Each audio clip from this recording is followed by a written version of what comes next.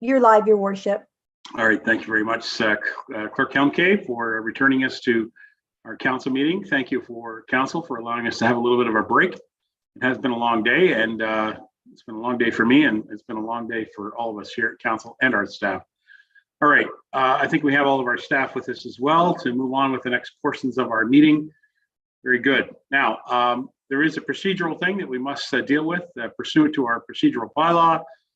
We need a motion to extend our meeting. I don't have the exact verbiage, but I'm going to go with Clerk Helmke advising us that we need a motion to extend. So, Madam Helmke, do you want to tell us what that might look like or sound like? Yes, thank you, Your Worship. So the motion before council is be it resolved that the council meeting extend past 9:30 p.m. That's very possible. We could go past 9:30 p.m. Yes. Mover and seconder, it looks like Councillor Deneen, and seconded by Councillor McKechnie. Thank you very much, Councillor McKechnie. Those in favor? Are there any opposed? Okay, no problem. Thank you, Clerk Helmke. It is a procedure thing, so I appreciate that. All right, members of council, we're going to go to Public Works. This is a report that has been long in the making, and we have the information here in front of us. It also includes the fact that there are multiple recommendations. It was also the subject of our public participation period letter that was sent to us.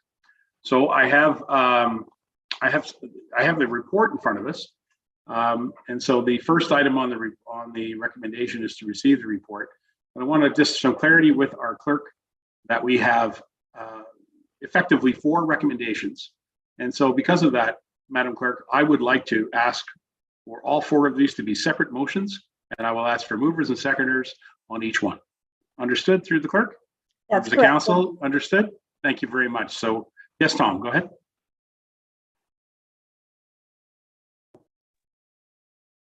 Tom? Yeah, I'm just getting it. Okay, no.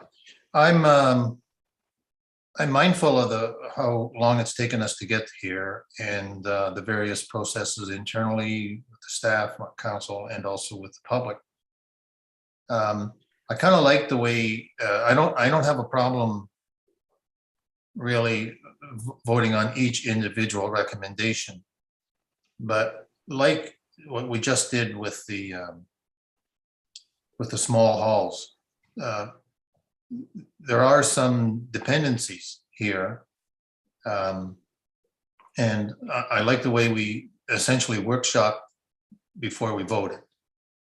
So there was clarity. The one thing that I feel of between all the recommendations, the 3 sections of road that we're talking about, up to 3 anyways, is that staff, we've embarked on, I think, a very accountable and very comprehensive way of making some of our traffic decisions, which we haven't always done, and some, especially some of the more important ones. And I appreciate the effort that the staff put into doing this engineering work and the staff reports. And we have had discussions on these recommendations. I'm also mindful of some of the discussions we've had in December and January, that some council at the time may have wondered or had some concern about the funding. And since these are funding questions, not in the budget, but the regular council meeting, I would ask that we, first of all, keep in mind that all of these recommendations made by the staff that were done carefully include similar reasons for why they're here. The design constraints on the road to that causes us to be concerned about the risk of safety to all our users, and so I see this as simply a question of funding, and not one of having any unique technical constraints different from the others. They all suffer from either vertical or horizontal curves, narrow roadway, narrow paths. So if I could, I would ask if there's any concerns before we get into the voting on each one of them. Can I ask for a general discussion about, are there any of the sections of the road that some of our members feel need not be funded at this time? It's because when the order is arbitrary, 1, 2, 3. We may have this, if only 2 of the 3 were funded, there may be discussions about which 2 they are. And if all 3 are done, there's no issue. So I would ask permission of the chair to have some discussion. Okay, I appreciate that, Tom. That's actually a good point. Let's unpack this a little bit. I'd like to ask Dan and John Ferguson and to jump in regards to the question of funding. First of all, we're talking about funding, which comes from the traffic control devices budget. And through our budget process, Dan, you have been allocated funding, which is we're going to call it our sort of annual intake of funding into that fund from taxation. And that's been allocated to that fund. Dan, as you know, there was a motion to present an additional input to that account that was defeated at our budget process. But these recommendations are here being made by staff so that we can discuss the individualized sections of these roads, I guess, so that Dan can work within the Public Works capital budget for traffic control devices. So Dan, do you want to just explain how you understand the application of that fund, on how it gets, how you access that and how you use that to meet some of these recommendations if they were to pass? Certainly, Your Worship. And further to the January 19th discussion, I believe our CAO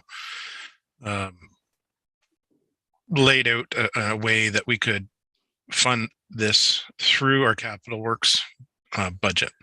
So in our capital works budget, as it currently has funds in there, and it has for several years, I think it's $30,000 this year. Historically, we've used those funds to purchase speed control, so the speed display signs. So staff have come up with a plan to fund that, provide funds to that account by means of supplementing other projects with OCIF money and I guess restocking that fund, if that's restocking it, or reallocating funds to that account as it needs, depending on what council decides as far as funding this project. Keeping in mind that staff would also like to initiate 2 traffic calming areas in the municipality as a trial, or as a case study, one in Creemore, one in Collingwoodland subdivision. So that money would come from that fund as well, or that account.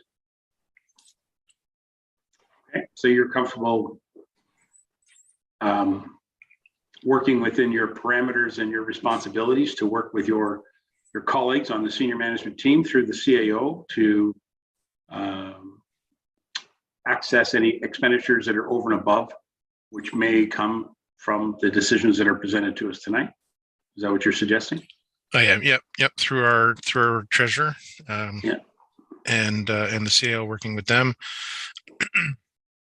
to do that without affecting any monies from taxation.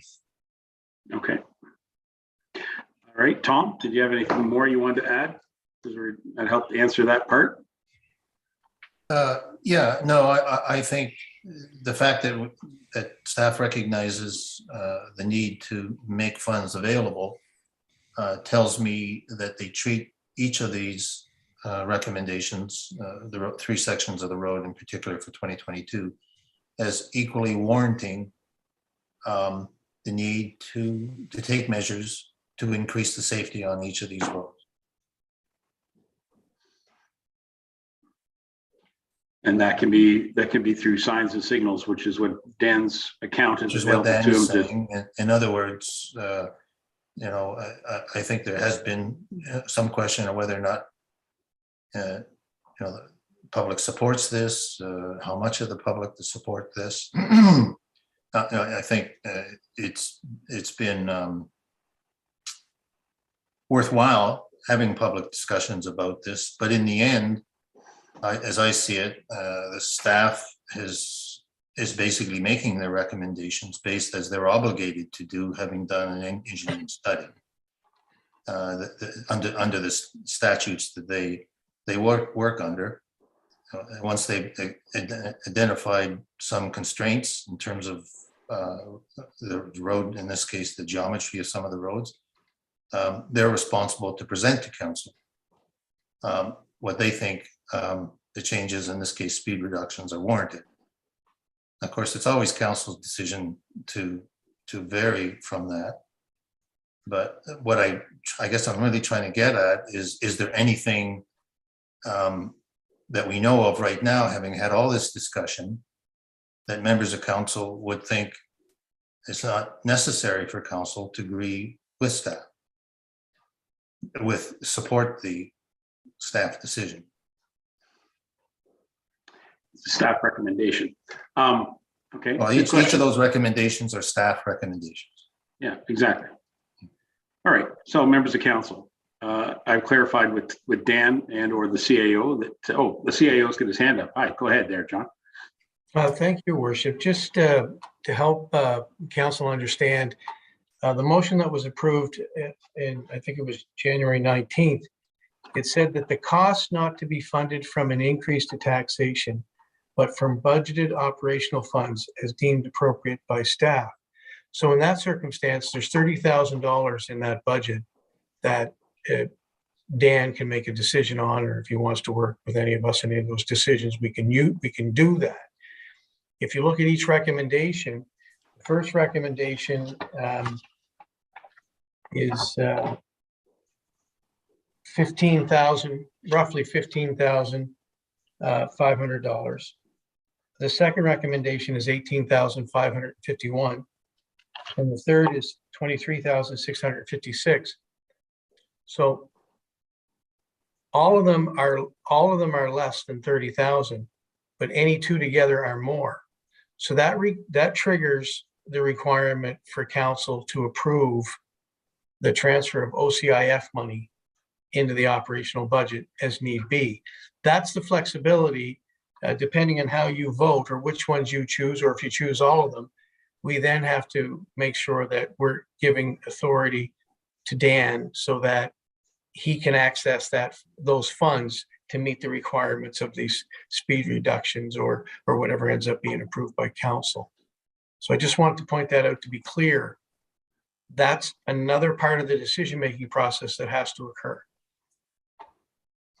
Right. So CAO, as I understand it, our staff have the ability to make these type of requests if they have a budget line that's going to go out of conformity, I suppose, and they project that there's going to be higher expenses given unknown reasons or whatever.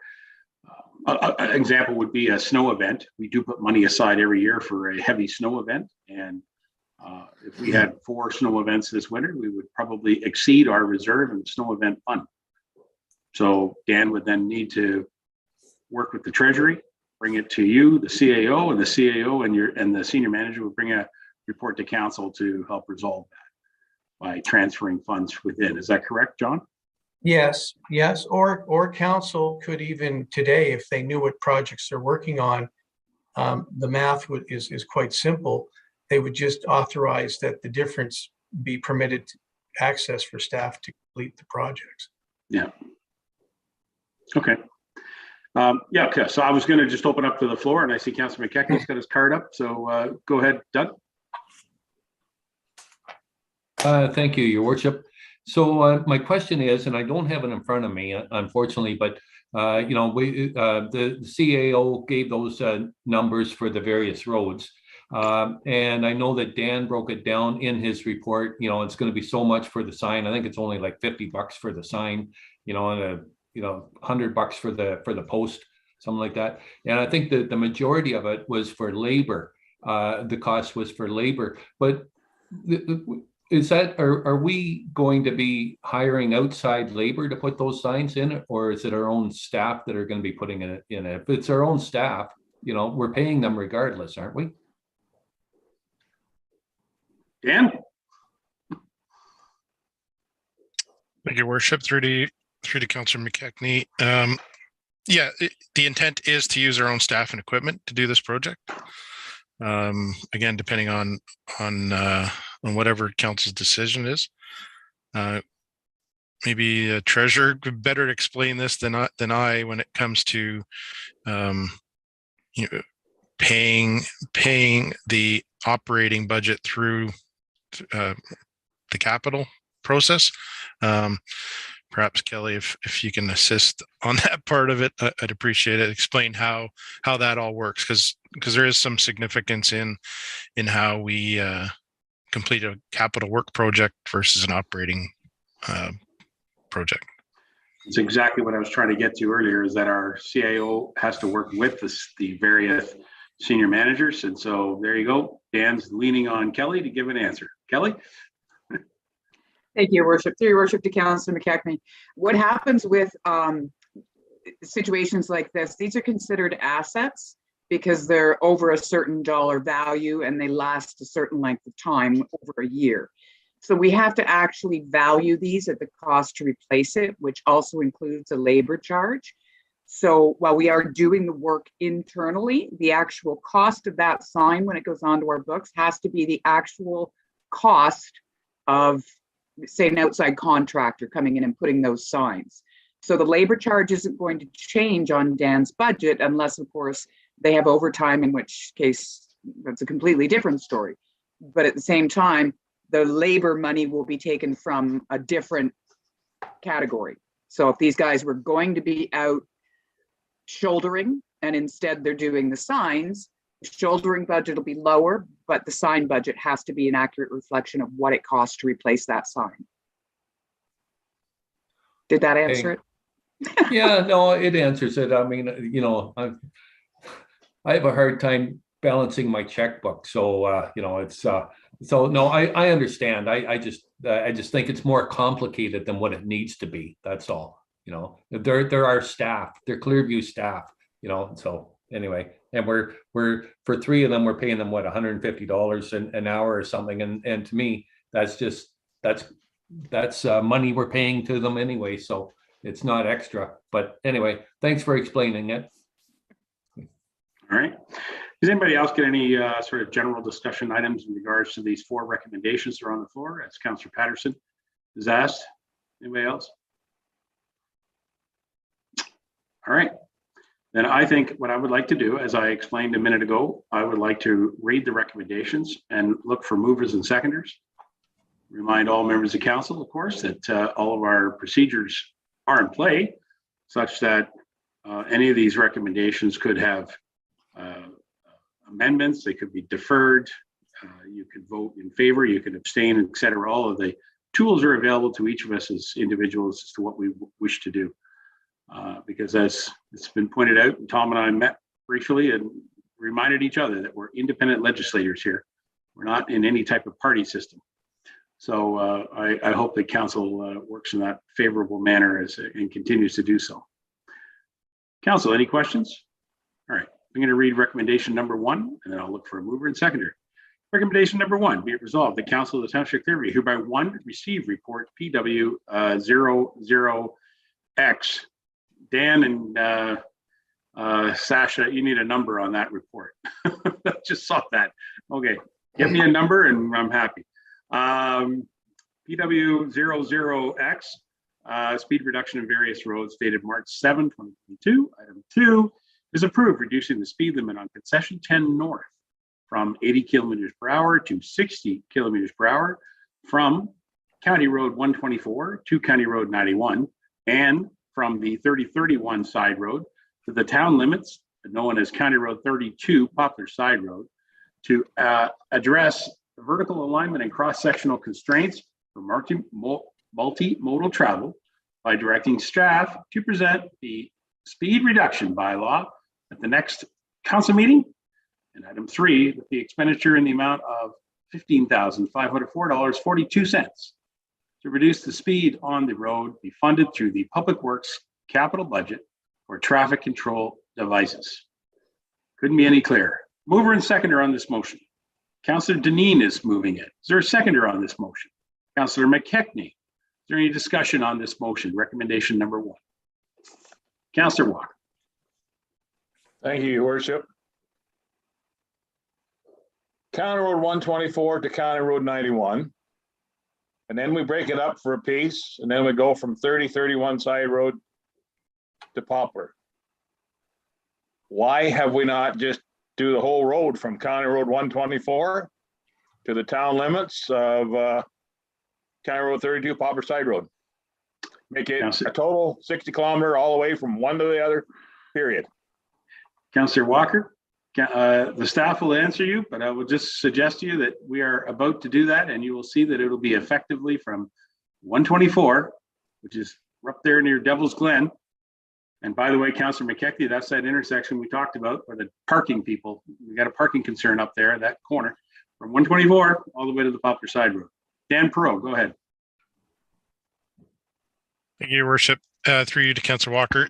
Councillor Walker, that piece that you're referring to from County Road 91 north to 3031 side road was already set. I think if you recall that, not sure when that was now, maybe November, I think, perhaps, the council passed the bylaw to reduce that speed based on the construction works that were taking place this year.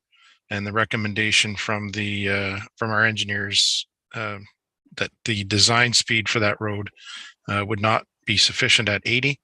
And so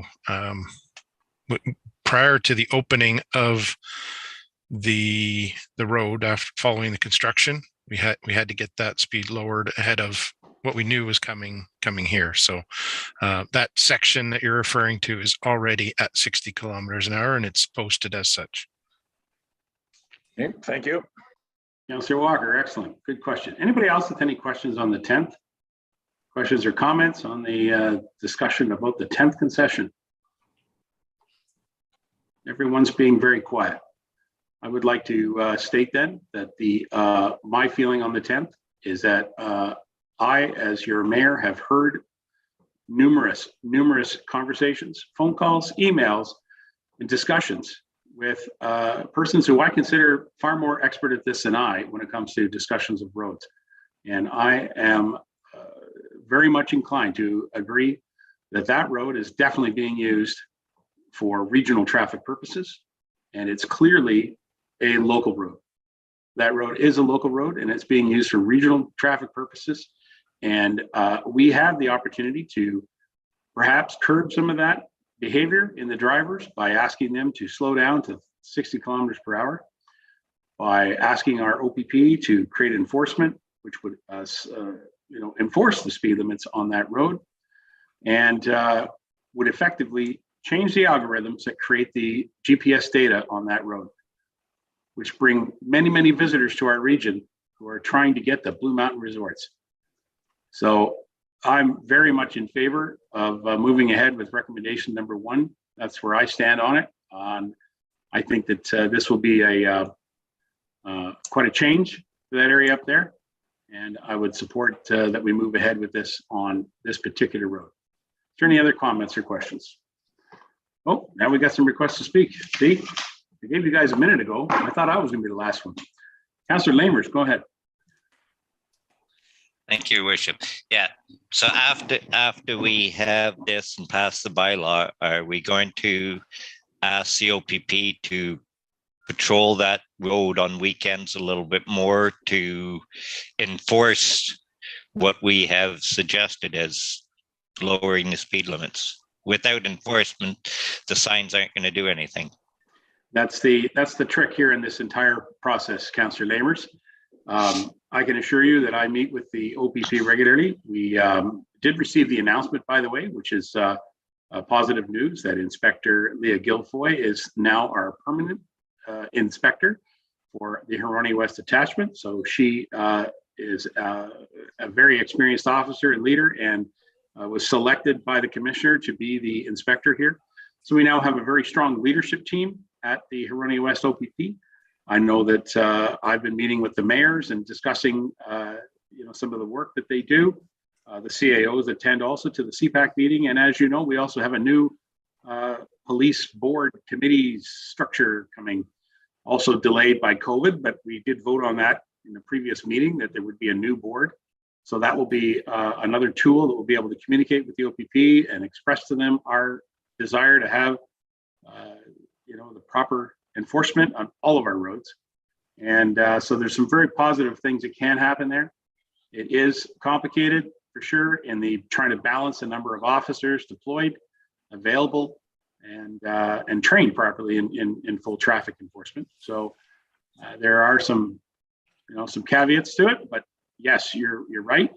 I have made that wish to the OPP. I've developed a relationship with them and asked them.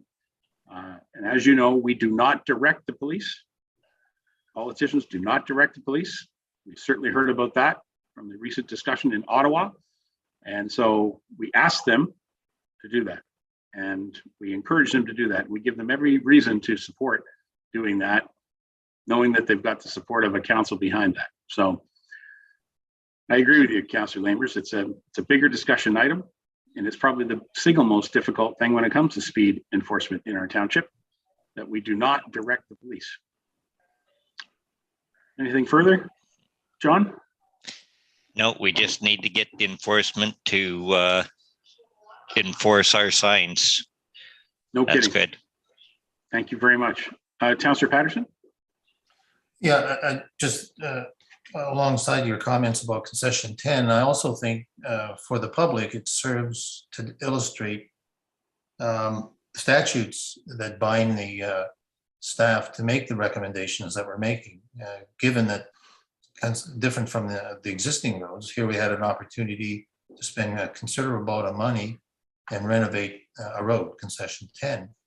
And despite the amount of money that we did spend, we were limited by spending any more. And so based on the construction of the road, hills and curves and that sort of thing, we had to set a posted speed of 60.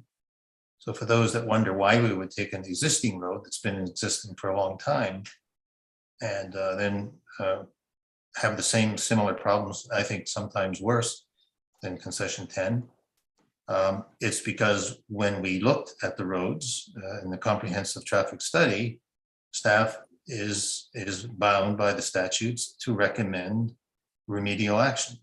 And that's why we have before us on the other roads that we're going to consider tonight, the need to lower the speed. So I think it serves as a really practical and real example of why we're making some of these reductions today. Okay, good commentary. Anybody else with any commentary or any questions? Members of council, you have a motion in front of you. Madam Clerk, we've recorded a mover and a seconder on recommendation number 1. I'm prepared to call the motion. Those in favor? That carries unanimously. Thank you very much, members of council. All right, council, we're going to move to recommendation number 2. Just to be noted that the first recommendation did receive the report. So the subsequent recommendations do not have the received the report item in it. So thank you to our staff. We have the report received now. We're going to move to recommendation number 2. Before I read it, anybody want to speak on anything before I look for a mover and seconder in regards to this one? How about I read it? Go for a mover and seconder. Recommendation number 2, be it resolved, the Council of the Township Clearview hereby 1, approve reducing the speed limit on Fairgrounds Road from 80 kilometers per hour to 60 kilometers per hour from County Road 9 to County Road 91 and from 3334 Side Road to the town limits, Beechwood Road, to address vertical alignment and cross-sectional constraints for more multimodal travel by directing staff to present the speed reductions bylaw at the next council meeting. And item number 2, that the expenditure for the amount of $18,551.64 to reduce the speed on the road be funded through the Public Works capital budget for traffic control devices. Okay, mover and seconder on this motion. Mr. Patterson, is there a seconder? Councillor Lamers, thank you very much. Anybody with discussion on this item?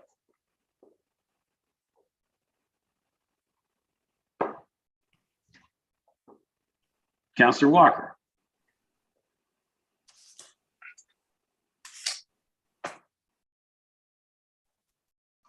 Thank you, Your Worship.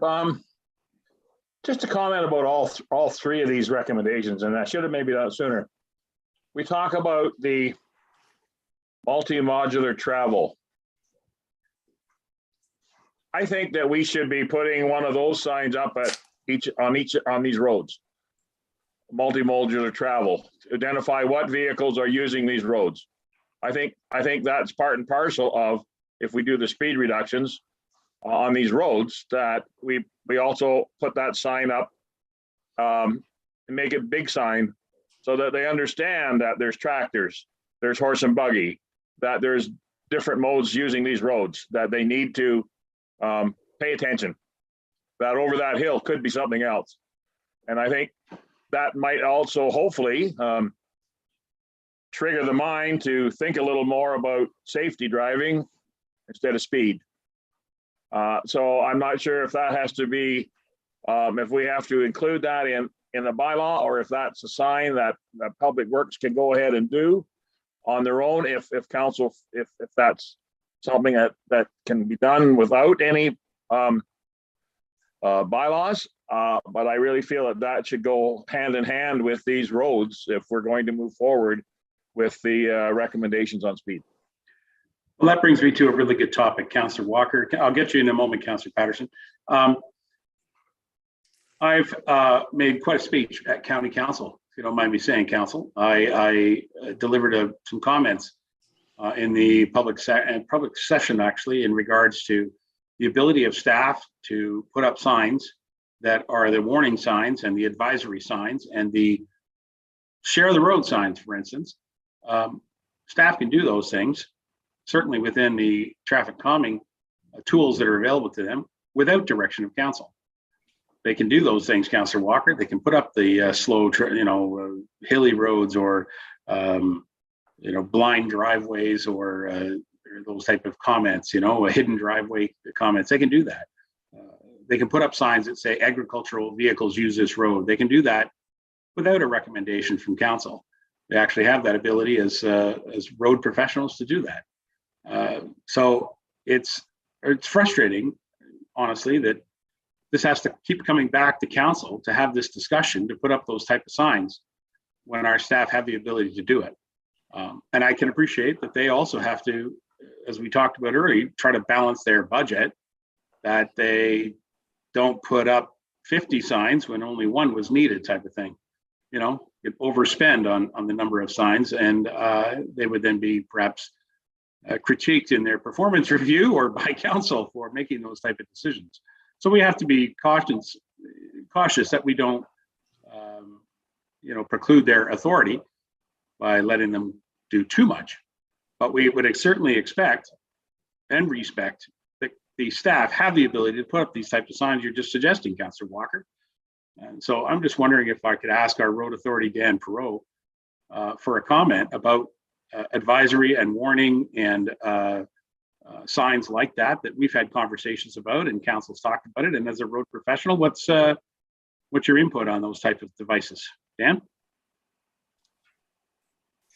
Thank you, Your Worship. Through to Councillor Walker, that's interesting approach. I think it would have to be, like you said, maybe a larger sign than a specialty item, perhaps.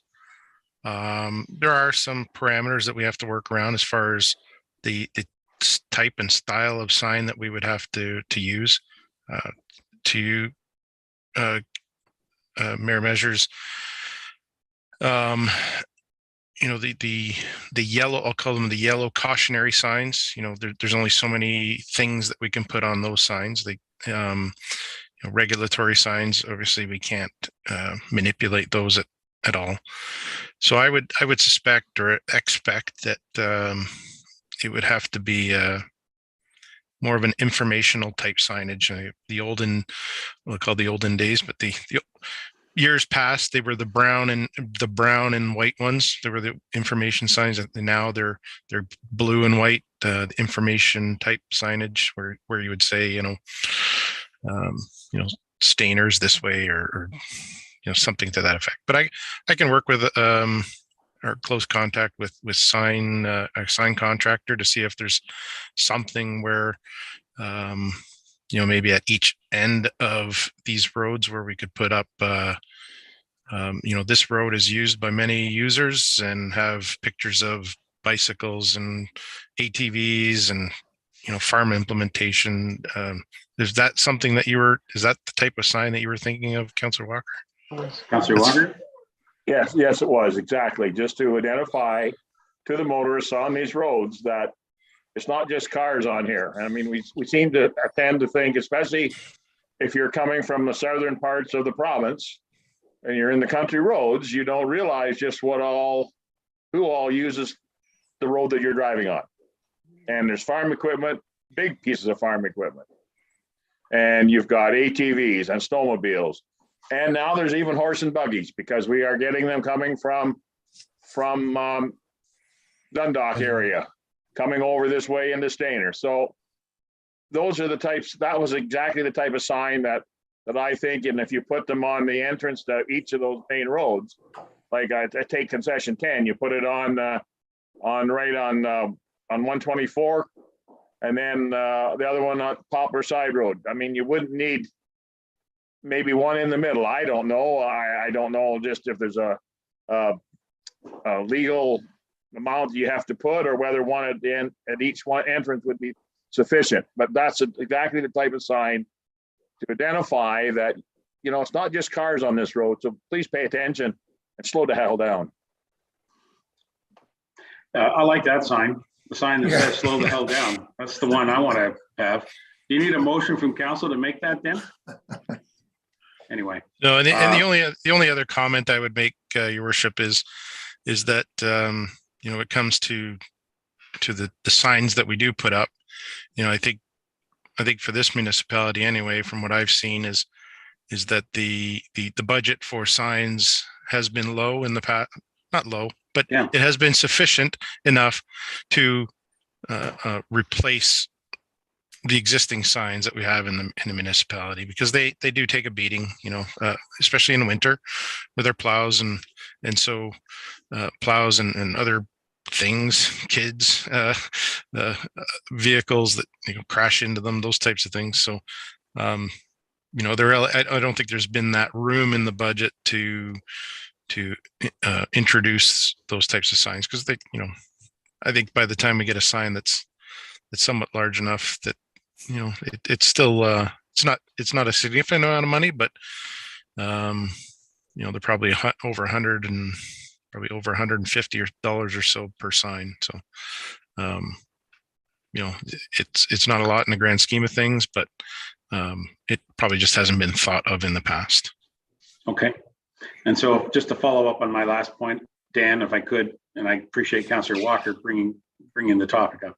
My last point is that you as a staff person, the road authority, you and your colleagues and co-workers that work in the road authority, you have the ability to put those advisory signs up without council direction. Do you agree with that? I agree with that. Yeah, that's true. The only thing that we would need council approval or council direction and bylaw is stop signs and speed signs. Yeah, stop signs, speed signs, no parking signs. No Those parking. are the ones. That's right. Yeah, that's right. No parking and or included accessible parking is another one that can be regulated by council. So the rest of it, and I mean the rest of it, because it was a few years ago we suddenly had the share the road signs pop up. And council supported the former deputy director of public works to put them in, but we didn't have a discussion about where they were going. or how many there were going to be. It was the staff decision. So that's why I've been encouraging individuals like yourself who are the road authority, and the similar comments I made to those at the county, that they have that authority to do the same thing, that they can influence drivers' behavior by putting up these types of signs without making it a political decision. That's, sorry, I don't mean to be ranting there, Dan, but I really believe that. And I think that that's a respect of your authority and your ability to deliver the job that the taxpayers are asking you to deliver. So keep up the good work. Dan, Councillor Patterson, you had something you wanted to say? Yes, thank you. I just want to applaud Councillor Walker's suggestion there, because I know that we need to put some signs up to alert people that there is this change in use. I mean, it's been happening for years, but it talks about why we're slowing traffic down a bit. But there's also a need for an education program. I thought I had an interesting conversation with Dan that we would he would use those sunburst signs, for example, for a short term, indicating entrance onto each road, that the speed has changed. You see that when you put a new stop sign or a new signal in. And so, yeah, those sort of things I think would be helpful to even the local traffic in the transition to the lower speed. So appreciate Councillor Walker raising that. Very good. See, there you go. Dan, as the road authority, you have authority to put up that starburst sign without being directed by council to do it. That's kind of what I was trying to say, council, is that we have the ability and tools already at our, available to us to exercise some of these concerns that come to us from the residents, which is another point. We hear from the residents, and we want to, as politicians, you want to help everybody and satisfy everybody, and you just simply can't. We know that it's not possible, but it is good to talk and hear from members and really get a good sense as to what it is that they want in their community. So that's part of what this is all about. Anybody else with any questions or comments about recommendation number 2? Any other members? Taking my time. Okay, then I'm going to give you some of my comments. I will not be approving recommendation number 2 as it sits. I would like to see some amendments, but as the mayor, I'm not the person to call amendments. But at this time, then I am not supporting recommendation number 2, mainly because, as I said in a moment ago, I heard extensively from people about concession 10. I have not heard extensively about people wanting the speed reduced on Fairgrounds Road. I have not. And I don't mind sharing that with everybody, that I simply have not. I have actually noted letters to the editor. I've got one stuck on my wall over here indicating that we should not be reducing the speed on Fairgrounds Road. And I want to know, I also received a letter from someone who cut out the letter to the editor saying that we should not be reducing the speed on Fairgrounds Road. They cut it out and sent it to me and said that's exactly what they agree with too. We should not be reducing the speed on Fairgrounds Road. And so I'm hearing from the public, and I have to use the tools that I have to make decisions, and that's why I'm going to not be in support of recommendation number 2 as it stands. Like I said, I don't make the amendments as the mayor. Anybody else with any questions or comments before I call the motion? Yes, Councillor Patterson. So when I made my original comments about the fact that we're actually embarking on a new way of making these decisions more accountable through we looked at specific criteria in terms of what the remedies might be on some of the deficiencies on the road. While we recognize that public opinion is absolutely vital in the process, and there has been ample time over the last 2 years for the public to be aware of what council's been doing and make the comments. And in fact, as you said, we've made comments. But to be straightforward with it, in the end, staff has to make decisions on the basis of the statutes that govern their maintenance of our roads. And whether or not public opinion is high or low, and it's hard to gauge what the majority of public opinion in his municipality really, that it just doesn't enter into the final decision when it comes to the safety on our roads. So I appreciate that. Sometimes it's difficult to make decisions when the public doesn't want something to happen, and I'm not sure if it's a lot of people or a little, and we know who's been talking. We know the numbers. So the concern I would have with that approach, if we kept taking that, is the liability that it raises for our township if we are conscious of the recommendation that the staff made based on the guidelines for designing a safe road, and we decide for political reasons not to recommend them. So sometimes it's tough to make decisions against popular opinion. But I think what we said at the beginning, this is all about making our roads safer. And so I'm asking that we support the staff's recommendation here, because for all the reasons we just talked about, as the road the uses change, we are accountable, and that includes council, not just staff. We are accountable to make these roads safer when we recognize that something needs to be done. So I would ask that council vote in favor for this. Thank you. Anybody else with any questions or comments? All right. All right, I'm not seeing any. Then I guess we will call, yes, Councillor McKechnie, you're reaching for the card. Thank you. I had to think about it for a few minutes there. That's okay. So, Your Worship, you said that you're not in a position, or you can't support the motion as it stands. But as the mayor, you can't make an amendment. I was just wondering, could you pass the chair to someone else and make it the amendment as a friendly amendment, and then the Tom and Phyllis would at least be able to hear your amendment, and it would be up to them then whether they would accept it or not?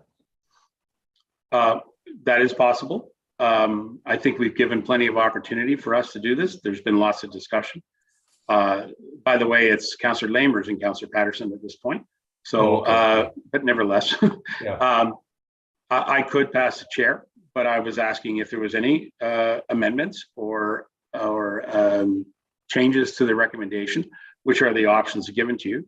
And I remind you that you had a rather detailed report from the resident who sent in the comments to public participation that perhaps these be deferred. So I'm putting it on the floor. I'm not voting in favor of it as it stands. I'm just letting you know that. Okay. So thank you. I was just throwing out an option. Thanks. Thank you. Members of council, anything further? I appreciate that, Councillor McKechnie. Anybody else? People are moving around. Are you going for cards or not? Okay. Maybe we should all go to the Sunnydale Hall and play a round of cards. What do you think? Members of council, there's a motion in front of you. Mover and the seconder. I have read the motion. I can read it again if you want me to. Anybody need it? Don't need it? Then I'm prepared to call the motion. Those in favor?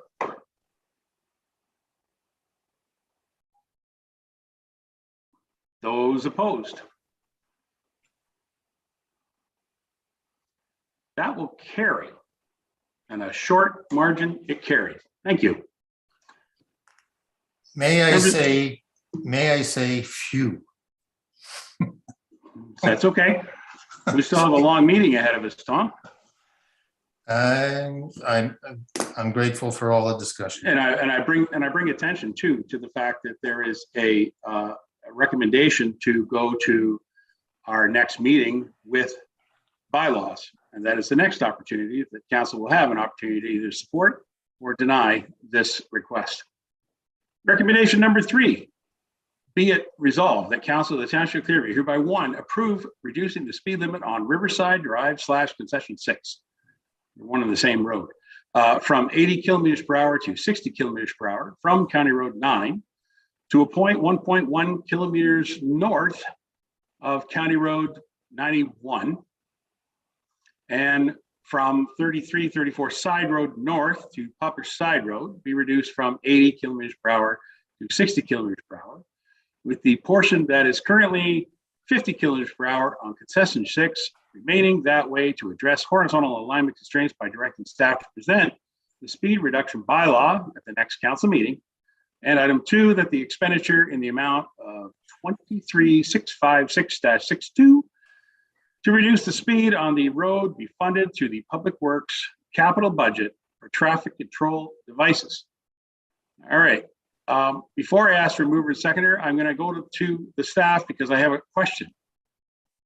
Approves the speed limit reduction of Riverside Drive concession 6 from 80 kilometers to 60. Are you meaning at the point where Riverside Drive meets concession 6? Or are you meaning from County Road 9? There's a couple things in error in this particular recommendation, so I'll give Dan the benefit of a doubt of explaining it and or amending before I ask for mover and seconder. Dan. Yeah, thank you, Your Worship. And I thought that this might get confusing, and perhaps my recommendation should have been more concise.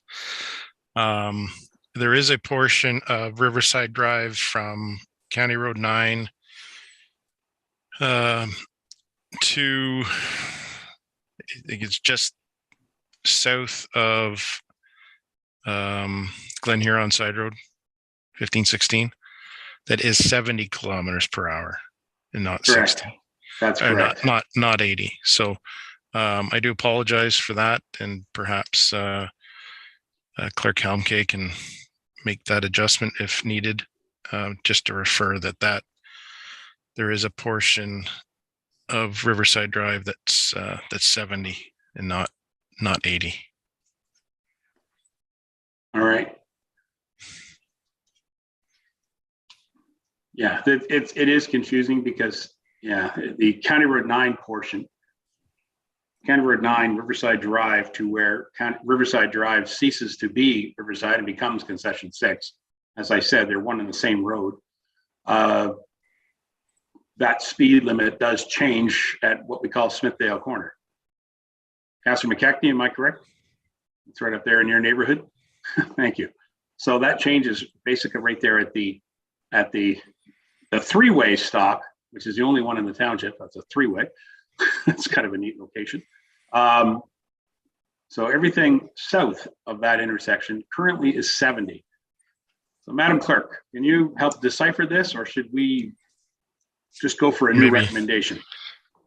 So Thank you, Your Worship. I would look to both you and Dan to wordsmith this procedurally so it makes sense in regards to the speed limits that are currently in place. So if you guys want to provide me with some wording, and then I can add it in and then reread the recommendation, if that's amenable to you, Your Worship. So maybe, Your Worship, if I can suggest then that approve speed reduction, or reducing the speed limit on Riverside Drive from concession, from 70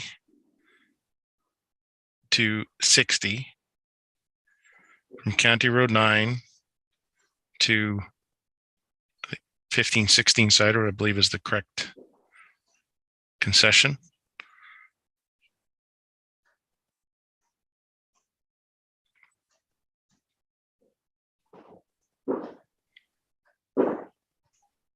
Get that? And then it would be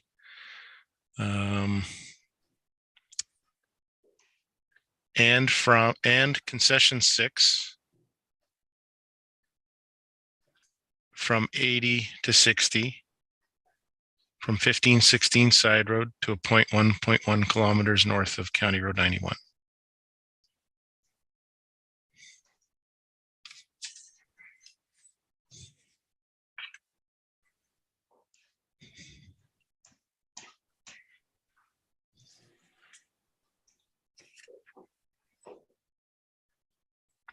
And then the rest would remain the same. Your worship, would you like me to read out the recommendation? Sure. So approves reducing the speed limit on Riverside Drive from 70 kilometers an hour to 60 kilometers an hour from County Road 9 to the 1560 side road, and from concession 6 from 80 kilometers an hour to 60 kilometers an hour from the 1516 side road from a point 1.1 kilometers north of County Road 91, and from 3334 side road north to Poplar side road be reduced from 80 kilometers an hour to 60 kilometers an hour, with the portion that is currently 50 kilometers an hour on concession 6 remaining that way to address horizontal alignment constraints by directing staff to present the speed reduction bylaw at the next council meeting. All right. Everybody understood the corrected motion as presented by our staff? I'll get some thumbs up, and then I'll look for a mover and seconder. Yeah, we all understood that? Okay. All right, mover and seconder on recommendation number 3 as represented. That'll be Mr. Patterson. Is there a seconder? Mr. McKechnie. All right, discussion. Anybody want to provide any amendments to this motion or recommendations or comments? Go ahead. John Ferguson, hello there. Hi. Yeah, thank you, Your Worship. And I know everybody's getting a little tired here and getting a little bit of brain fog, but we've approved costs that exceed the 30,000 in the budget. So we should have an additional point in this resolution that says that we will be accessing OCIF funding as approved by council and not to exceed the budget amounts that have been approved here today. I'm following along, John. I'm thinking that that type of recommendation needs to come from the staff in the next recommendation that we deal with at the next meeting, because now they'll be able to actually do the math and figure it out. Even though I know what you're saying, we've exceeded the 30,000, that's fine, but they still have to actually execute this. We have to pass a bylaw. We have to pass a bylaw. That right, through you, Worship, to the rest of the council, so they understand. We have to have a separate motion when we draw money from the OCIF fund. Yeah, understood. I think we talked about that an hour ago. Okay. Did we? Did we not? Everybody understood that? All right. All right. Thank you. Thank you, John. I appreciate that. Anybody with any questions or comments or amendments they'd like to present for recommendation number 3? Yes, Councillor Walker. Again, Your Worship, why don't we just do the whole road? We talk about enforcement. That's going up past the airport. So why not just run that whole road? If you're going to do up to 1.1 kilometers north of County Road 91, you might as well take the balance and run the whole road that way. If you want, we talk about enforcement. Well, that way the police have an idea of what they're dealing with if enforcement does come along. That's just a comment I've got to make on splitting it up. I hate seeing splitting it up into sections. It's just an unknown and possible court cases. No, I wasn't in that spot. Yes, you were, type of thing. So to me, it's should be doing the whole road if we're going to do it at all. You know, Councillor Walker, I just had the deja vu moment when we went back to our October 5th meeting. Well done, Councillor Walker. Anybody else with any recommendations? Yes, Councillor Broderick. Well, I'm just going to undo what Councillor Walker has said. I got a lot of emails on the sections, especially north of 91, requesting not to touch it. That was the reason for that. Councillor, thank you. I don't see any recommendations coming from this. Anybody else with anything they want to say? I see Tom. Go ahead. Yeah, I think we're on the right path with when we're at October 5th, and it was largely based on staff recommendations as we modified them. And I think we might made the right call on October 5th. This is largely was associated with the budgeting of this and the funding of it. And I think we've, I would have to hear a similar strong recommendation from staff before I would change this. And I don't think tonight's the night to reconsider the decisions we made on October 5th. Without Anybody clear else? staff recommendation. Anybody else with any questions or comments? All right. I would really like to see some amendments on this particular motion. It's awkward to make them. I don't have my deputy mayor here to carry the meeting. And I would like to see some changes. You guys did not bring forward amendments. So then as this motion is presented, I am not in favor of this motion as presented. And I'm, obliged to tell you I'm not in favor of it because I also did not have calls with the exception of opposite to Councillor Broderick. I had contacts in regards to County Road 91 north to 1.1 kilometer per kilometer. That's the only area that I had clear calls from citizens who were concerned about this road. That's the only area. I did not have any calls from anyone regarding Riverside Drive, but I did have many conversations with individuals who seem fine with changing the speed on Riverside Drive. But I, have not had anybody tell me that they're in favor of having all of this road changed, basically from Smithdale to County Road 9, or to County Road 91. So I have not had any of that input brought to me. So I have certainly done my best to hear from residents, and I'm inclined to not support recommendation number 3 as presented. Councillor Deneen.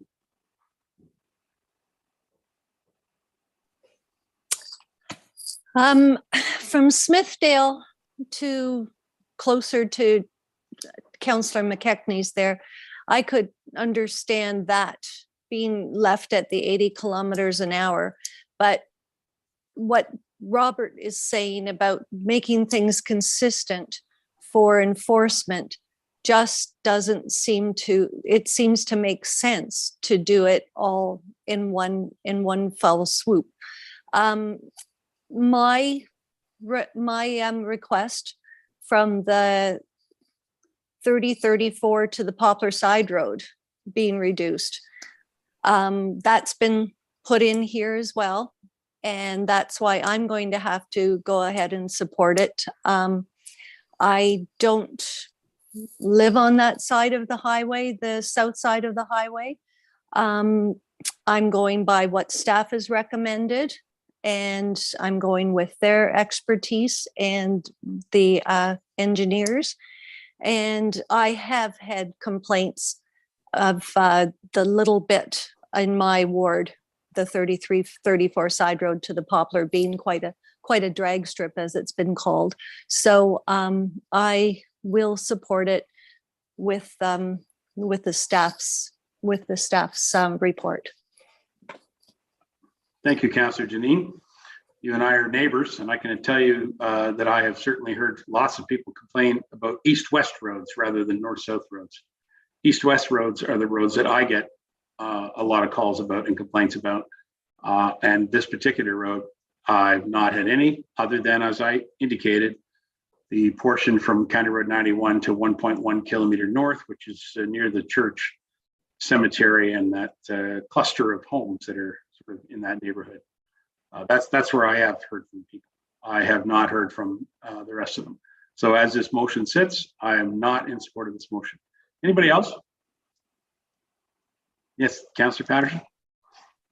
Yeah, well, I can think of, be quite honest with you, I can think of more people that wanted changes in these 3 areas than I've talked to specifically that don't want it. I think there's been people that have been a lot more persistent in that, But I go back to what we're doing here. In essence, we're starting to politicize. I don't mean that in a negative way. We're now entering into a phase where council now is debating whether or not staff's recommendations are appropriate. And if that's the case, then we're going to have to. I don't agree with doing this, but if that's the case, then we're going to have to give instructions to our staff to say how to approach council with a recommendation that they feel bound to as the professional under the statutes to recommend, including spending money on engineering to do this, which is the basis of the task report, saying that we're going to do more and more looks in 2023, for example, 1213 and Sunnydale, where they're going to do some more engineering on it. I'm wondering what our staff thinks, if they think that's to do all that work and then it comes back and basically council says, well, we didn't hear anything from the public, or we heard a lot from the public, and so that's enough for us. Well, Tom, thank you. Good points. One of the points that I'm very concerned about is, with all respect to our staff, who I have a great respect for and understand that they have a lot of pressures in their work too. Mm-hmm. With all respect, who runs the township? It's the township councilors and this council who make the decisions on policies. You're suggesting that we're not going to simply just follow the recommendations given by staff, that we need to follow them every time? I'll give you a really good example of where we did not do that. This council passed a resolution early in our term to support installing a four-way stop at the Hogback and Third Concession. Council passed it, supported it, directed staff to do it. Staff were very concerned because they're professionals. They brought back their concerns to make some changes. They did. Council heard those changes, speed reduction, cutting back the bank, etc. But I'll tell you what, there's a four-way stop there now because council decided to do it, not staff. Council decided. So council has the opportunity to make decisions and lead this community down, the road that the municipality that the staff that the residents want us to lead to. And that's where I believe we need to be going. And this is great recommendations, and I hear you. But when the boots are on the ground and people who use these roads for their businesses, or use these roads for their farm operations, or use these roads simply to go to church on Sunday, they want to be able to know that the roads are available to them to use. And that's what they're using it for. In this multimodal world that we're getting into, where we have multiple users, they need to get used to the fact that that's how roads are used. Everybody uses them. I like the idea of putting a sign up, slow the heck down. That's what you need to do. But the reality is that, you're going down the road here, Tom, that we're just going to go ahead and create a policy that we as council are completely obligated to follow it because staff have recommended it. Well, I like to think that we're still independent legislators, and I like to think that we have some ability here to make some decisions when the people speak. That's who we are. I don't disagree with the efforts we're all making to make the right decision. I think one of the things I will say is council would have to, one of the things we're trying to do is make informed decisions. So at any level of government, it's always recognized that the legislators are the representatives of the public. But there is no government that doesn't have a staff, a professional staff, and access to contractors that inform those decisions. What we did back in 2021, when we put in place the comprehensive traffic study, was to say to staff, we are now prepared to make important decisions like road safety decisions based on more engineering, more inspection of our roads, and staff recommendations based on that. So it's not a matter of who runs this township. It's not a war between council and staff. I don't want ever to Far start from that. The fact is that as a council, we're representing the public concerns for road safety. We're asking them to make the decisions, bring the recommendations to us that are based on sound road design in this case. And then we have an obligation then to consider those. And to simply say, well, we can't, having gone through all that work, and now basically based really on unfounded, clearly heard, but unfounded public opinion to change the staff report, that puts a whole level in. We're going to have to adopt some kind on significant decisions. I hear what you're saying is we better go to the public and get a clear understanding of what the plurality is in our community. Now, are we prepared to do that? Or are we prepared to make judgment calls with our staff? How do we make informed decisions? How do we make them in concert with the statutes you have to live by? And then consider when they come, and we can make some modifications. We did that on October 5th. So we amended those solutions. For example, not going above 91 it was a good decision. So I have serious concerns about us leaning too heavily on some public opinions that sound like they're criticizing us for not making good decisions. I feel we're making good, sound decisions because I think the staff has done a good job.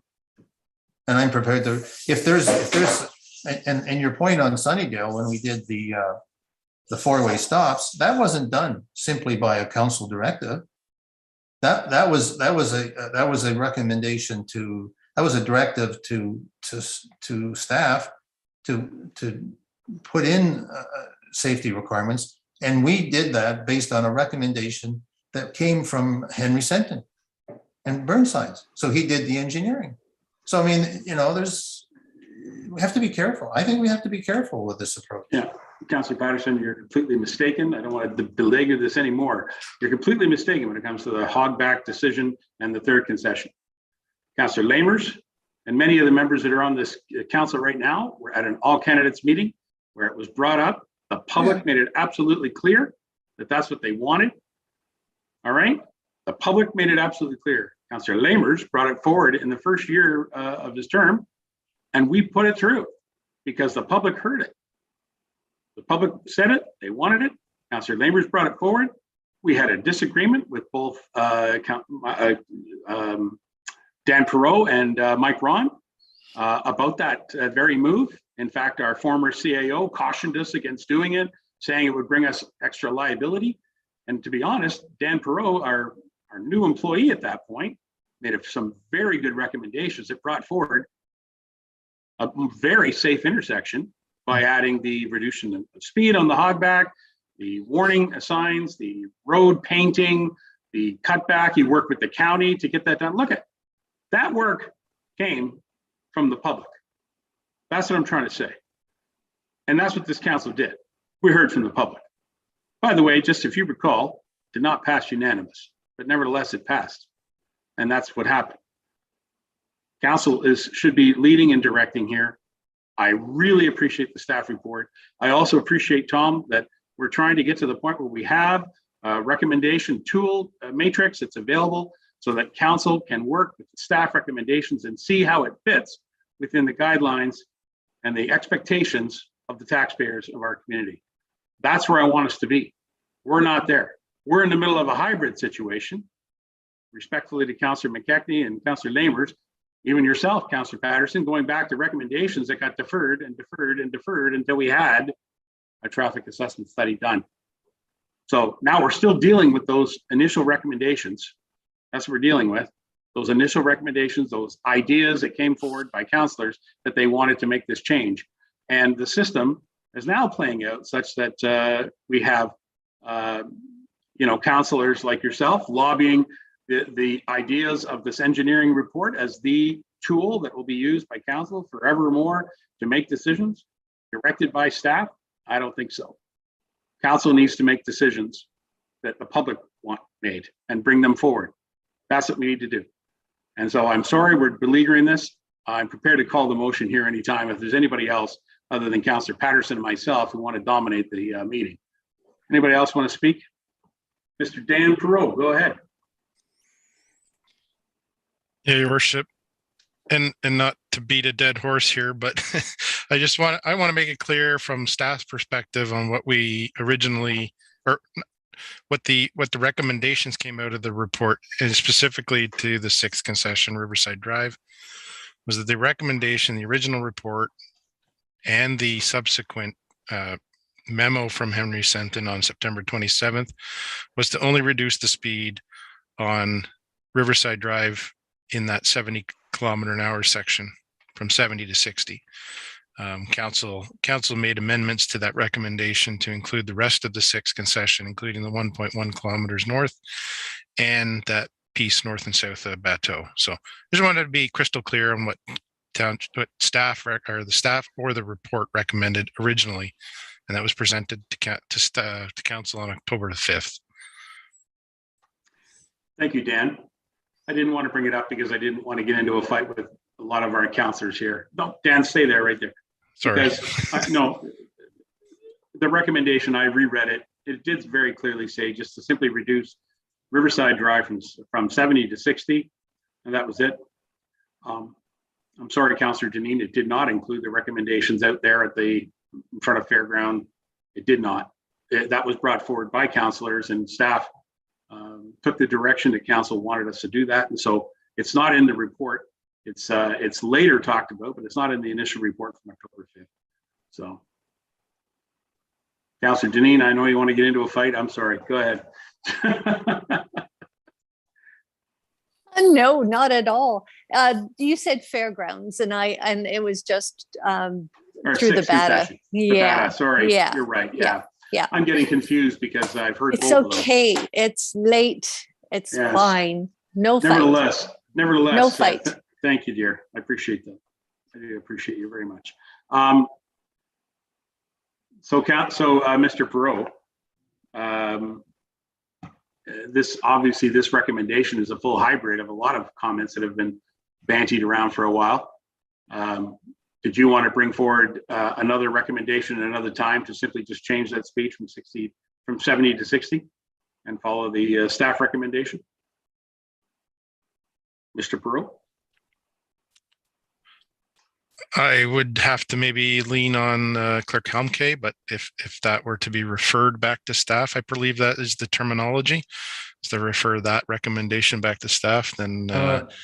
Point of order, Your Worship. Go for it. You're sort of digressing here. We have a motion on the recommendation on the table. We haven't even voted on it, and now you're directing staff to bring us another recommendation.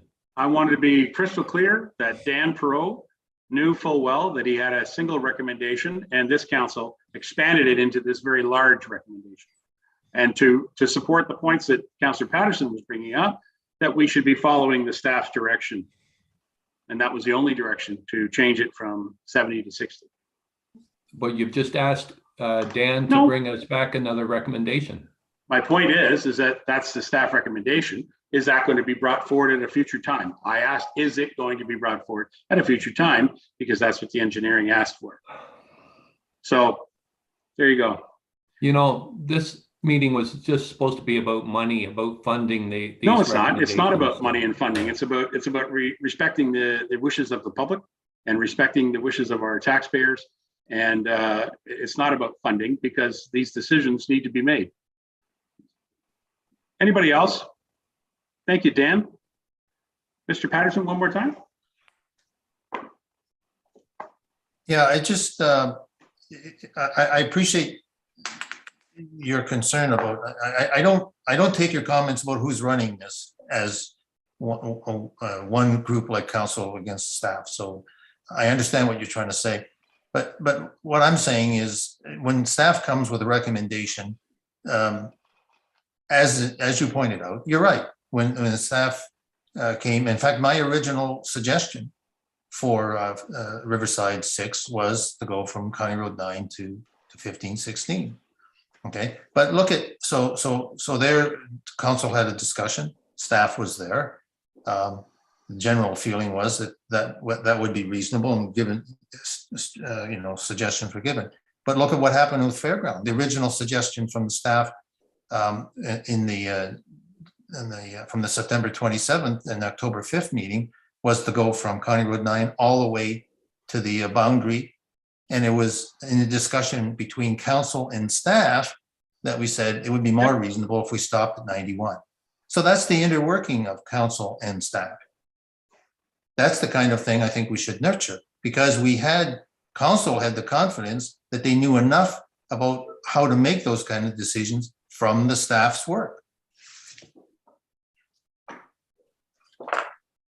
Yes, Phyllis, Deneen, Councillor Deneen.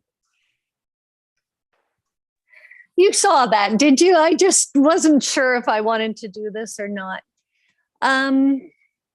Can we then agree to change this, to do a friendly amendment to this and have it, the Riverside Drive reduced from 70 to 60 to the 1516 side road, and the 6th concession north from County Road 91 for 1.1 kilometers north of County Road 91 to be reduced from 80 to 60, and from the 33-34 side road north to Poplar side road to be reduced from 80 kilometers an hour to 60 kilometers an hour. With the portion, no, we don't even need that. Not from the 33-34, because it's just a small portion of road right there. If somebody wants to speed up between that and Nevada, that's just, yeah, we'll just do it from the 36-37 side road to the Poplar side road, be reduced from 80 kilometers to 60 kilometers an hour. All right. Are you asking Or for from an the 50 kilometer an hour zone in Nevada, the portion that is currently 50 kilometers on concession 6, remaining that way, and from where it starts at 80 kilometers just prior to the 36-37 side road to the Poplar side road be reduced from 80 to 60 kilometers.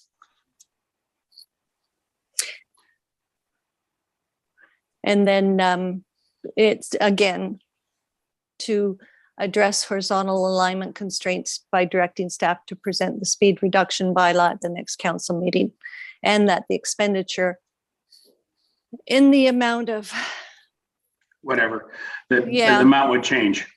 So, yeah, the amount would change. The amount, or that the funds to reduce the speed on the road be funded through the Public Works capital budget for traffic control devices. Would that be acceptable? I'm looking, Council, you've heard it. I'm hoping that the clerk has got it. There's an amendment on the floor. Is there a seconder for the amendment? Mr. Broderick, okay, I'm going to go with Broderick because it's on first. Madam Clerk. Thank you, Mayor. Measures through you to Councillor Deneen. I'm going to need her to reread that amendment as she was kind of working through it. I think I have a little bit of it, so I'll read what I've got so far, and maybe you can kind of fill in the blanks for me. Okay. So I got that the motion before council be amended as follows: that from concession 6 north from County Road 91 for 1.1 kilometers be reduced from 80 kilometers an hour to 60 kilometers an hour, and that from 36-37 side road to Poplar side road be reduced from 80 kilometers an hour to 60 kilometers an hour? Yes, and it was the portion of Riverside Drive, concession 6, the portion that the staff that was first recommended, the portion that is 70 kilometers an hour be reduced to 60 kilometers an hour to the 1516 side road, Smithdale corners. Okay, so I've got it that be amended as follows. Approves reducing the speed limit on Riverside Drive from 70 kilometers an hour to 60 kilometers an hour from County Road 9 to 1516 Side Road, and concession 6 north from County Road 91 for 1.1 kilometers be reduced from 80 kilometers an hour to 60 kilometers an hour, and that from 3637 Side Road to Poplar Side Road be reduced from 80 kilometers an hour to 60 kilometers an hour, with the portion that is currently 50 kilometers an hour on concession 6 remaining that way. Do we need that portion still in there? My problem with that, and I'm sorry, is that it goes to 80 kilometers an hour prior to the 3637 Side Road. There's a portion there, it comes out of the 50 kilometer an hour at the hamlet of the Bateau, and then it goes to 80 kilometers just prior to the 3637 Side Road. So from the 50, maybe change from the portion Can I help of you, Phyllis? thank you. The Just portion wanna that's help. 80, Is that when the bylaw is written, it has to be exact. And Dan Yes. can give you some information in the bylaw that would be exact. There is, I'm going to say, about 100 meters of road between the 36, 37 and where the speed reduces to 50, that Dan could give you that exact point on the map. And because he can also name the road as part of our road needs study, because then roads are portioned in that way. So Dan, is that correct?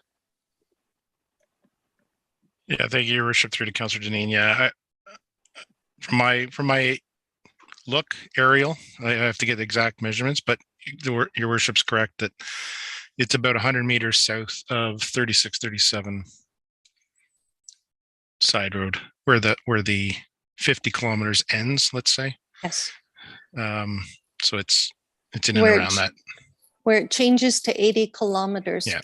Yeah. Yes, Actually, yeah, there you go. Good language would be Where- and that from where the 50 kilometer per hour zone ends to the Poplar Side Road. yeah, okay. So you Be take the changed from 36, 80 to 37 out of it. 60. Yeah. Yeah. Be changed from 80 to 60 kilometers an hour. Regardless, the bylaw itself has to be very accurate. And that's what the staff will have to put together as a result of these motions. Okay, before you guys jump in with your cards, I saw both of you. Madam Clerk, you got everything there? I got a mover and a seconder on the motion. Thank you, Your Worship.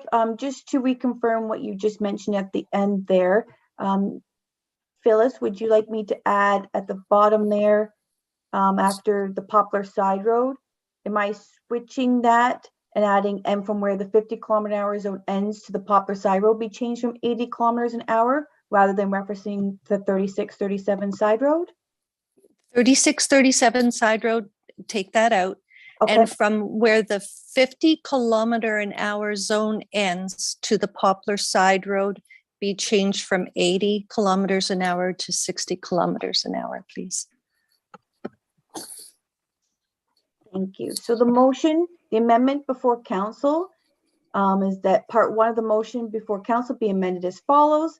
Approves reducing the speed limit on Riverside Drive from 70 kilometers an hour to 60 kilometers an hour from County Road 9 to 1516 Side Road, and concession 6 north from County Road 91 for 1.1 kilometers be reduced from 80 kilometers an hour to 60 kilometers an hour, and from where the 50 kilometer an hour zone ends to the Poplar Side Road be changed from 80 kilometers an hour to 60 kilometers an hour to address horizontal alignment constraints by directing staff to present the speed reduction bylaw at the next council meeting.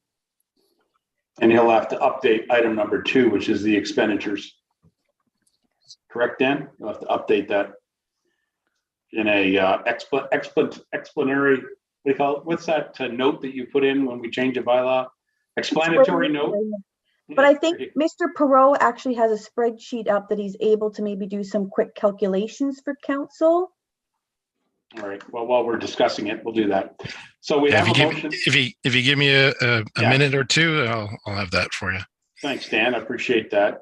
And I appreciate Councillor Deneen and Councillor Broderick for bringing that forward. Okay, Tom, you've been flashing a few times, and then I saw Councillor McKechnie. Go ahead, Tom. Okay, well, pending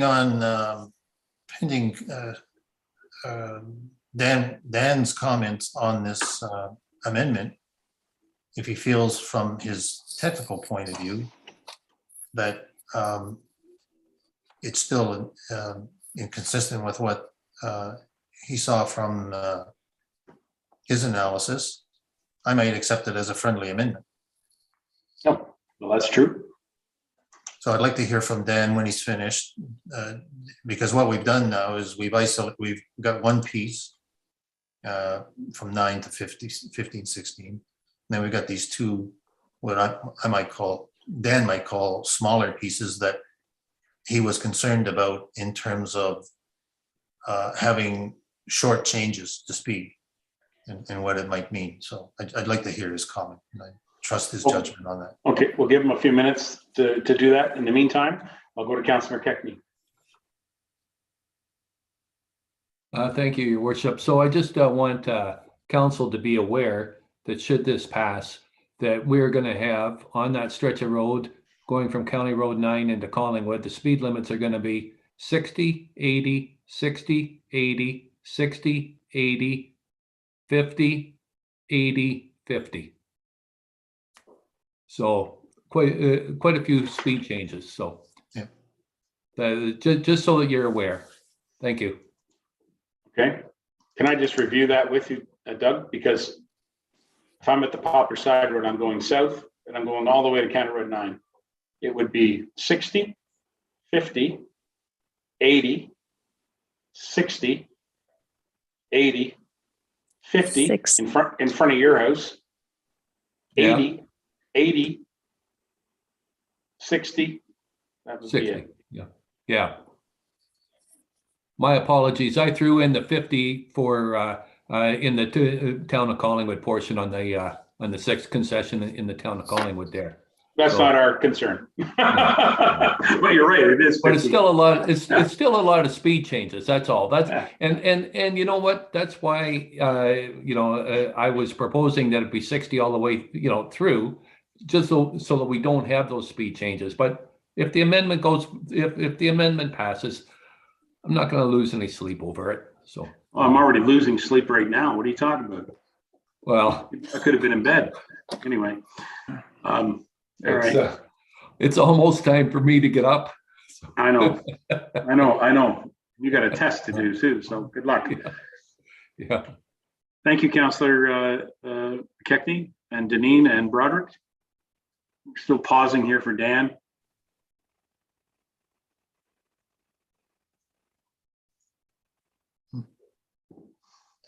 Just for clarity, Madam Clerk, the explanatory note would be used in the event that we have a bylaw that needs full clarity or full transparency about why we would pass the bylaw. That's why it is a tool that staff can use to communicate with staff or with council a change. Is that correct? Thank you, Mayor Measures. For you to the rest of council, we tend to use explanatory notes when a bylaw is being brought forth to council a fair distance past the staff report, that just kind of remind council what we've done. And like you said, if there is a small change to a bylaw that we need to put in to consider, we could put that in explanatory notes so that there's full disclosure and accountability to council. Right. Okay. I just want to make sure, because unfortunately there's still moving targets when it comes to this stuff. And I know Dan's working on the, calculations as to how many signs it might be. But in the end, it might be one sign more or one sign less. It's all about what the staff actually find on the ground and what they actually deploy. So.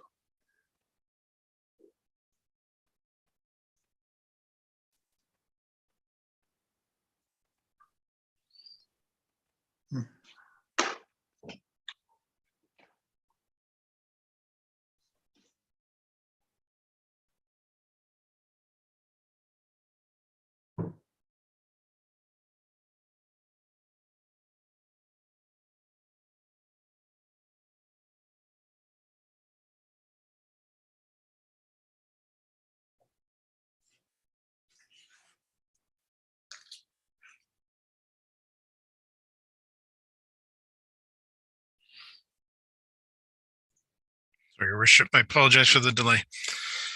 So I recalculated based on those areas, Your Worship, and the cost that would go into that motion would be 11,854 in total for all those sections. Plus or minus 25 bucks. I just say. Madam Clerk, you copy that 11,854. Got that? Okay. I'm going to go to Tom. Is this a friendly amendment, Tom? So Dan, I don't know if you heard my comments while you were away. I would consider this a friendly amendment if you thought it was consistent with your recommendation here. And as Councillor McKechnie pointed out, and the mayor confirmed that there are several speed changes on this road where there were none before. Well, that's not true. Where there are just some. There's 3 right now. What's your opinion on this? Well, through Your Worship to Councillor Patterson, with initially looking at it, I would say that, that going from 70 to 60, there already is a speed reduction there, if you call it that, from 80. There is that, is it a 50 or 60 kilometer zone in that gully that was also recommended by engineers because of the replacement of that culvert many years ago. I think it's 60. It's 60. Yeah. So, 60 to 80 to 60, I think there's a long enough stretch in that the motorists might adjust their speed to. It is a smaller section down in that culvert area by Councillor McKechnie's home. Then there's the 1.1 from 91 to north of the church. Yeah.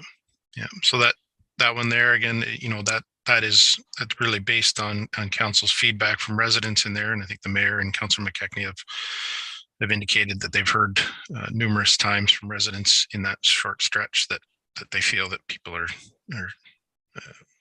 speeding or trying to reduce the speed in front of those homes in church. And then, I think it would be more appropriate, I think, coming out of Bateau that there is such a small stretch or short stretch there that the adjustment from 50 to 60 is not, considerable either, that people would maintain that as they go into Collingwood. So I think the amendments are, in my opinion, valid. Thank you. So I accept it as a friendly amendment if the mover, at the seconder. All right. Forgive me, it's been an hour. I've forgotten who the seconder was on your first motion, Tom. The bottom of the screen, and John Lamers. Was it? Actually, Your Worship, it's Councillor McKechnie is the seconder on this motion. On the original motion, right? Excuse me. Did you know that, Doug? All right. I don't know anything anymore. So, all right, so you know what? I'll accept that. It's not ideal. I was hoping that we could get them both down to 60 so that we could put ATVs on those roads. But it's not ideal, but I'll accept the friendly amendment. So, Members of council, any questions? Thank you, Phyllis and Councillor Broderick, for your effort. Members of council, any questions? One more time. I don't usually use the going once, going twice kind of mode, but I'll use it at this point. Going once, going twice. All right, council, we have a motion now that's moved by Councillor Patterson, seconded by Councillor McKechnie. I'm going to ask the clerk to read it. Thank you, Your Worship. Just one moment, please. All right, so yes, moved by Councillor Patterson, seconded by Councillor McKechnie. Be it resolved that Council of the Township of Clearview hereby approve reducing the speed limit on Riverside Drive from 70 kilometers an hour to 60 kilometers an hour from County Road 9 to the 1516 side road, and Concession 6 North from County Road 91 for 1.1 kilometers be reduced from 80 kilometers an hour to 60 kilometers an hour, and from where the 50-kilometer-hour zone ends to the Poplar Side Road be changed from 80 kilometers an hour to 60 kilometers an hour to address horizontal alignment constraints by directing staff to present the speed reduction bylaw at the next council meeting, and that the expenditure in the amount of $11,854 to reduce the speed on the road be funded through the Public Works capital budget for traffic control devices.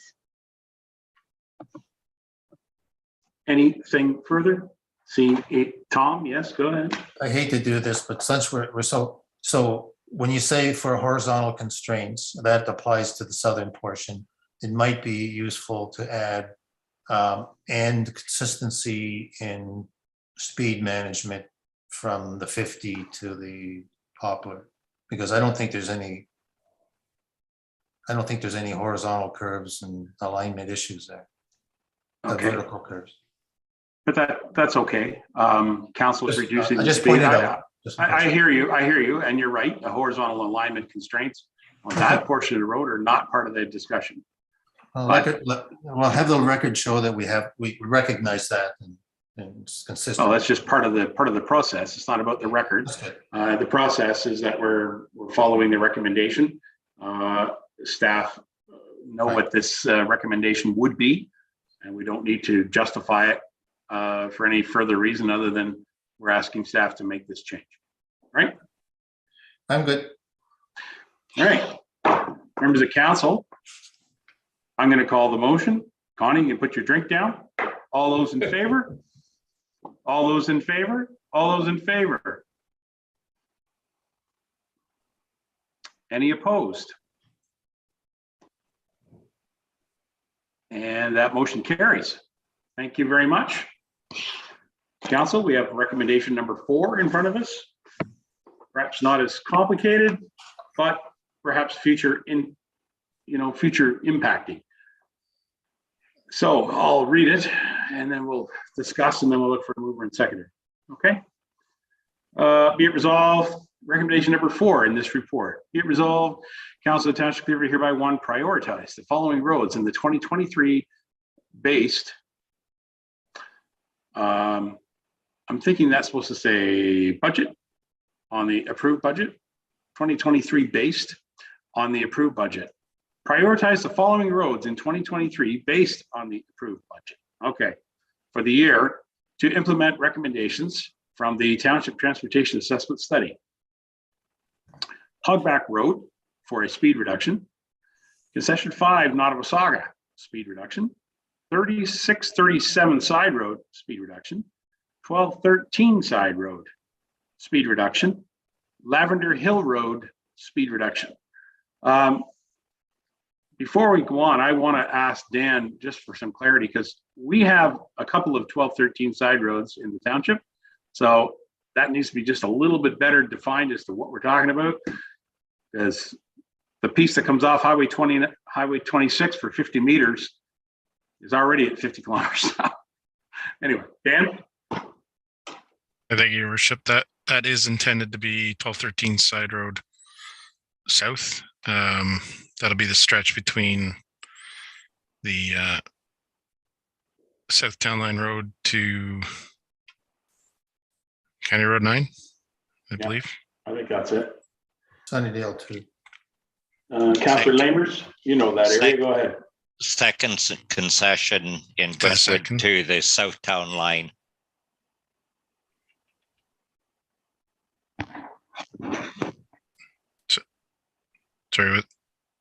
Sorry, Councillor Lamers. I don't understand that either. John? The second concession of Sunnydale to the South Town Line. Yeah. That section. Okay. All right. Got it. That's the gravel portion. Yeah. Mm-hmm. Okay. Okay. Now I'm getting it. Okay. All right. So Dan, you put all these in.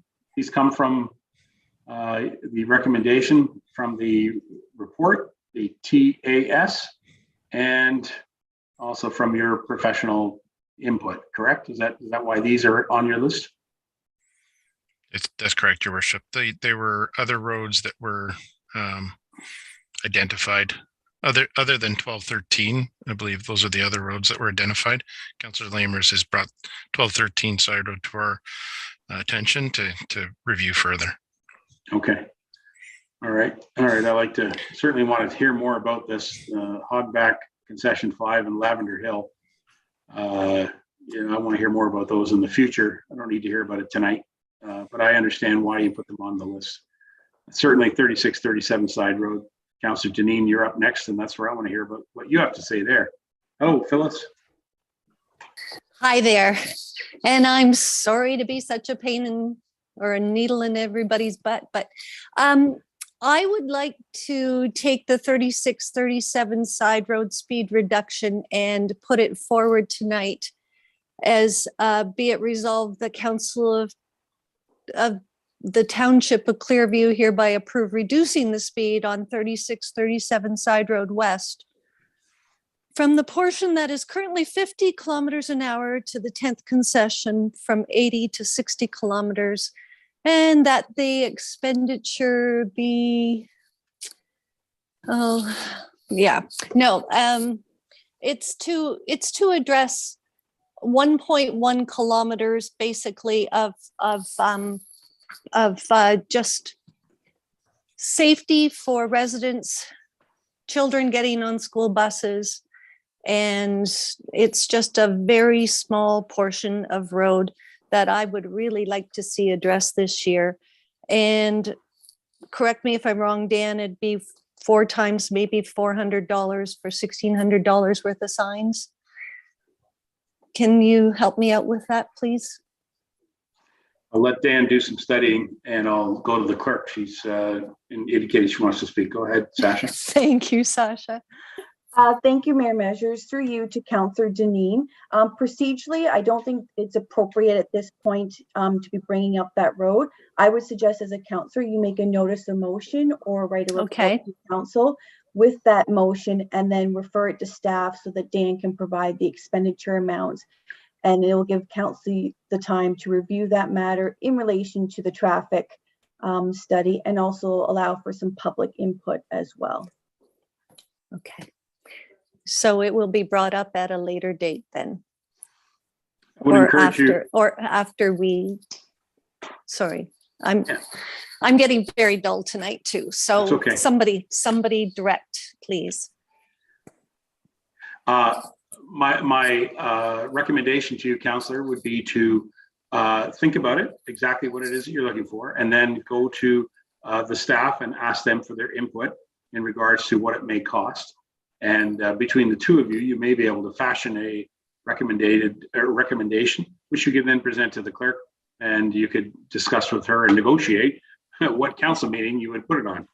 Okay. At 10:30, actually almost 11 o'clock at night, is probably a better idea to think about it later. I'm just saying. Okay. Well done. Thank you. Thank you. I'm looking for discussion on this recommendation, and then I'll look for a move in a second. I saw Walker and then McKechnie. Mr. Robert Walker, how are you? Thank you, Your Worship. Just to Dan, where does Centerline Road fit, or does it fit on this proposal? It's as we know, it's one of our major north-south racetracks. So I'm just wondering where it would fit, if there's any recommendations for it. Dan? Thank you, Your Worship, through to Councillor Walker. Yeah, the Centerline Road was considered in the report, the original traffic assessment.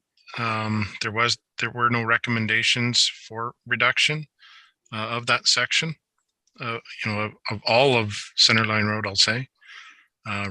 Recognizing it is probably one of the busier roads in that area. Centerline, Concession 9 and Concession 12 are probably the 3 busiest roads in the municipality. But they were not looked at in that way. I can advise council that we are in the process of doing design for Centerline Road, the portion between County Road 9 and the 7th concession. My suspicion, based on the design that was completed on the 10th concession of Nottawasaga, that there's a possibility that the engineer might recommend speed reduction on that portion, depending on how they come up with the design for that section of road. That would be, that project was put off till 2023. But again, in the report itself, it was not recommended for speed reduction at this time. Okay. Mr. Walker, I appreciate your input on that, because I spoke earlier about hearing from residents and hearing from people. Centerline Road is the road that I hear about a lot. Not consistently, but it seems to come in 2 and 3 at a time, and then nothing for weeks. Complaints about the speed on that road.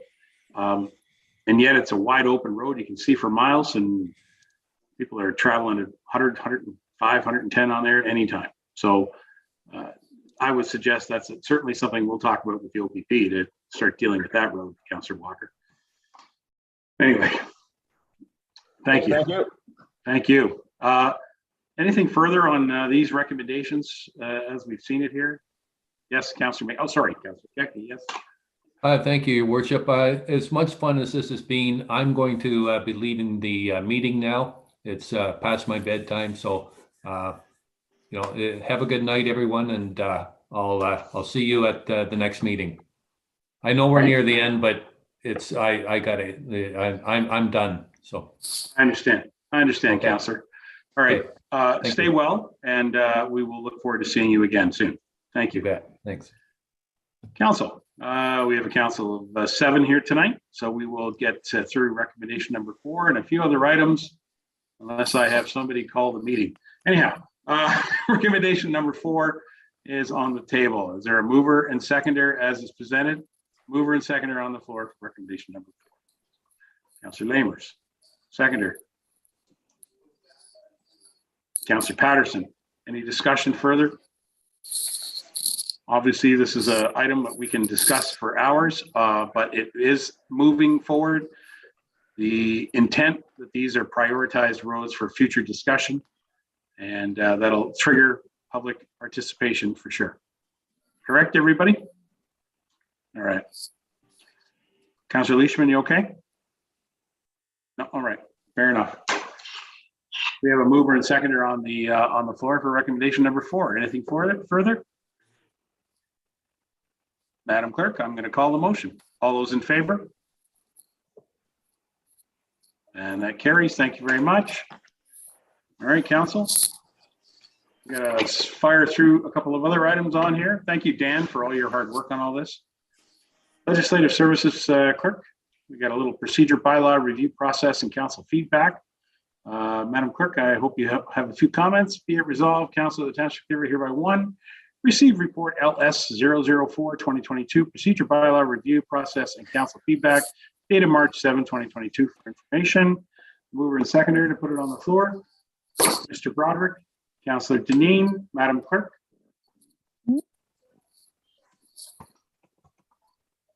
Thank you, Mayor Measures. It's been a long meeting, so I'll be quick. It's just a report for information, just to outline to council our procedure moving forward to update the procedure bylaw.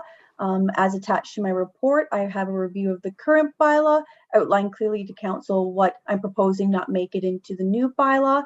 I've also outlined in my report any new additions that I've added to the procedure bylaw, and the council feedback form that I will be sending out to council tomorrow to make comments, additions, and recommendations based on the 9 different sections of that bylaw. So more information will be coming to council tomorrow with the attachment of the procedure bylaw that I've proposed to council, and then it'll be scheduling a meeting with Mayor Measures and the rest of council to move forward with some recommendations from council for additions. We're just trying to streamline our meetings efficiently and effectively, and councillors know who just been on this term or past terms, you're vital to this process, so your comments mean a lot to us. Thank you very much. Any questions to the clerk?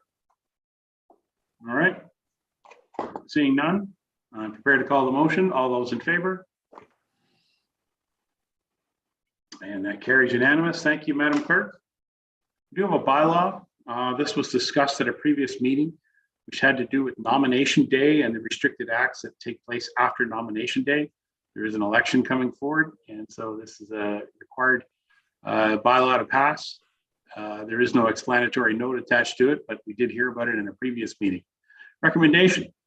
Be it resolved that bylaw number 22-14, being a bylaw to delegate certain duties and acts during restricted periods after nomination day or the election of a new council, be presented and read a first, second, and third time, and finally passed on the 7th day of March 2022. And I just checked, it still is the 7th day of March 2022. I have a mover and seconder on the bylaw, please. Councillor Walker, Councillor Broderick. Any discussion on the bylaw? Madam Clerk, we look forward to you not having to exercise this authority with your staff, but or with the staff, but it may very well happen. All those in favor? And the bylaw carries. Thank you very much. Item 13, notice of motion, no business. I'm going to ignore you if anybody brings anything up. Item 14, bylaw to confirm the proceedings of our council meeting. Recommendation be it resolved that bylaw 22-15, being a bylaw to confirm the proceedings of the March 7, 2022 council meeting, be presented, read for second and third time, finally passed on the 7th day of March 2022. Mover and seconder on this bylaw, Councillor Deneen, Councillor Leishman. Yes. All those in favor? We are confirming the bylaw. That carries. Motion to adjourn. I will go to Councillor McKechnie, but he's already adjourned. Who wants to make it? Councillor Deneen, seconded by Councillor Lamers. Sasha, we're adjourning at 11:03 p.m. Don't ever let me say that again. All those in favor?